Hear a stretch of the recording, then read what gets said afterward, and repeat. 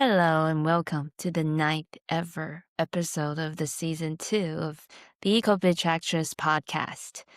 I'm your host, Sadie C. And here let's welcome our co-host, Superman. Hey, great. I just came back from New York, and that will also constitute today's actress story after I give my usual eco tips, which was also inspired by this week's trip from Brooklyn. Oh my god, are you excited? I am. Also, my friend said, on the way to meet you here, there was just a man in the middle of the road who took off his pants, but I ignored him and came to meet you. I guess that's just New York. On the normal, I don't hear people waking up and doing their life from my bedroom. But in New York, at a hotel, I am forced to listen to the whole city wake up. It's strange. But the eco tip is the coffee. So for the coffee drinkers in the house, first of all, when you order coffee, there are usually things that go with your coffee. I mean, ideally, just drink black. That's the most eco way as well. But I won't just try to control you for the most part.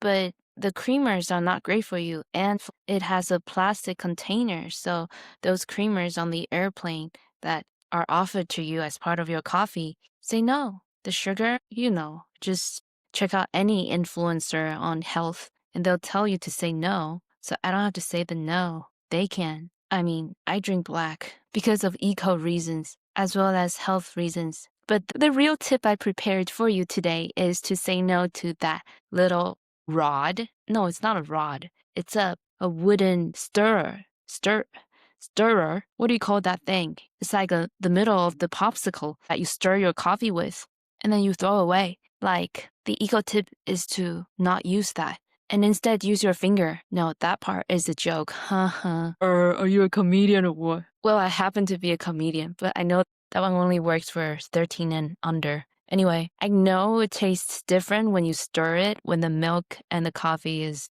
more thoroughly mixed. But you know what? Avoid it. Be an eco bitch. Just drink, then you'll get the whole experience by having it super black coffee on the top. And then when you get to the bottom without stirring, you'll get like a sugary Latino thingy coffee, which is great too. You get 2 coffee for the price of 1. And the stirrer is made of wood, which is killing trees. You know, the whole schmoot, which I won't repeat. So you don't need to use that stirring thing. And a bonus side travel story from this eco tip is when I went to Guatemala last year, they do drink coffee. That's why I say the Latino thingy coffee. At least Guatemala and the other places I went to in Central America, they drink with a lot of sugar and milk or creamer. It was creamer that were artificial. Yeah, be thankful for your 7 milk options. That is ridiculous. So much waste is created from over options. If they give you like 7 little plastic cups for you to try your favorite milk, no, say no. Anyway, back to the mini travel story. In Guatemala, in a local little breakfast shop, they have one kind of coffee and it's called coffee. But Guatemala is also where they produce a lot of coffee. So it's actually a great local option of one option, which I got. And then you wait with like 5 or 6 homies. Yeah, love it. And they pointed me to the sugar. They assume I want sugar like everybody else. And it was just like a plastic jar of white sugar. And then this one empty cup with a plastic one-use spoon that's just lying in the cup, stained of coffee. If you want to do it the local way, you take that sugar, put in your coffee, then use that public stirring spoon and stir your coffee with that. So everybody uses the same plastic spoon. Yeah, everybody shares one.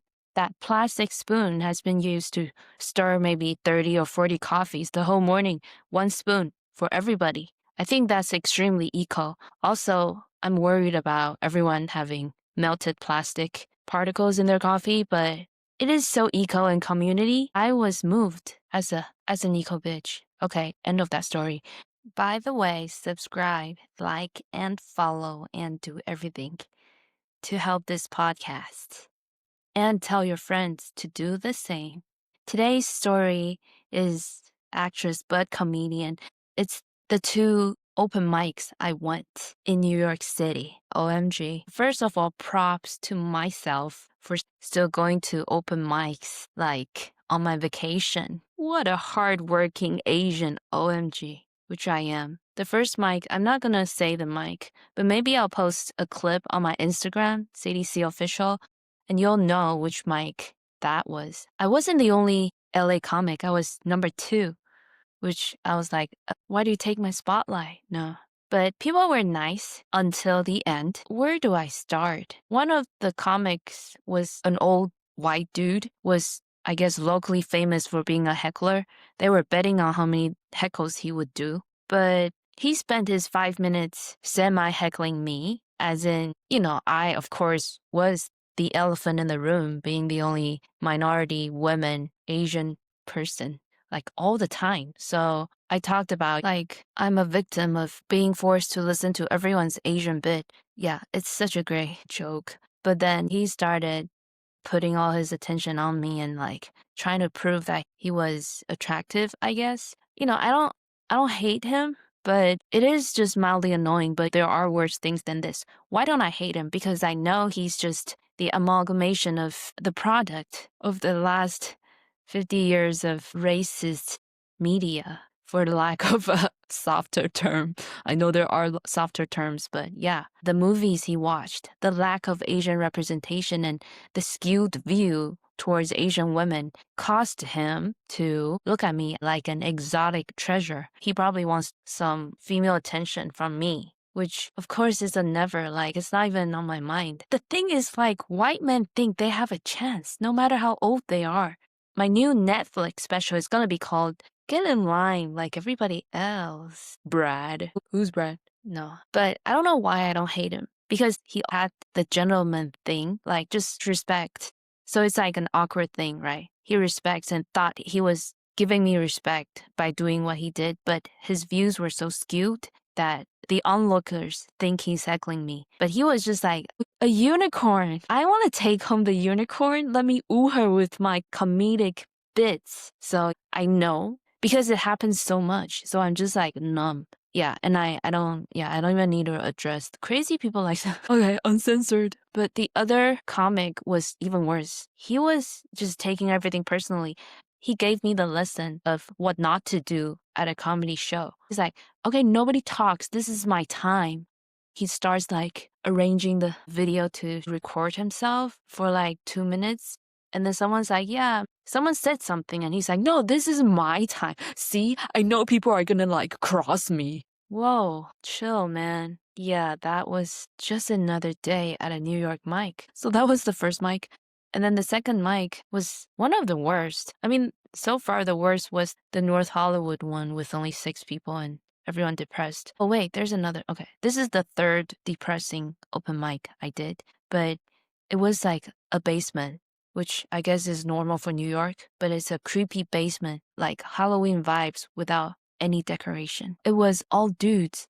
All of the New York comic had office jobs, and they were all doing their office bits. That's a new thing, because in LA, people don't have office jobs, the comics. They have strange jobs. So like in New York, I would hear, oh my God, I hate this person at work. Like when I wear my suit, it's just a different vibe. I guess you need an office job to be equally poor as an LA comic who might just be a part-time film crew or something. But the second mic smelled like masculinity in a negative way. It was like 15 dudes. I was the only woman. And fortunately, there was who I thought was a woman. She, yeah, I asked her pronouns. She turns out to be a trans person, which it was too dark. I thought she was a woman, so I picked her table to sit with her, which she was nice. We were the only 2 nice people because nobody really laughed at anything. Like, the jokes are great because, like open mics, usually it's not bad. I mean, I can't say that.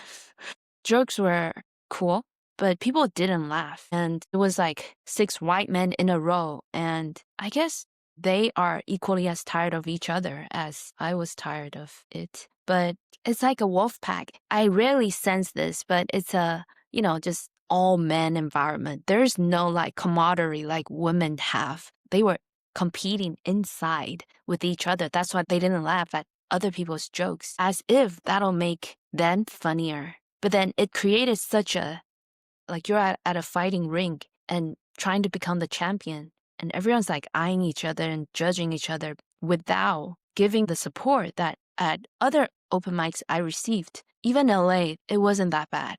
Only the Hollywood Improv was, no, everyone laughed though. There was almost 20 people and very tiny laughter. And then I went up and I did some of the things that usually got laughters, but they were not getting laughters. And then I did say, you're the wrong crowd, which now I think is kind of going against the crowd, like pushing the crowd away, which I realize is not the greatest thing to say, but they were the wrong crowd. It was my truth. So fuck them. No. Usually a lot of comedians would try to impress me with their bits, like prompting the words like Asian or actress, which someone did as well. But because, I kind of antagonized them and it kind of showed in my bit, that open mic became like a proving ground that, this is still the white man's world. Women are not as funny, not to say a minority woman. You're not as funny. Like, I sensed that.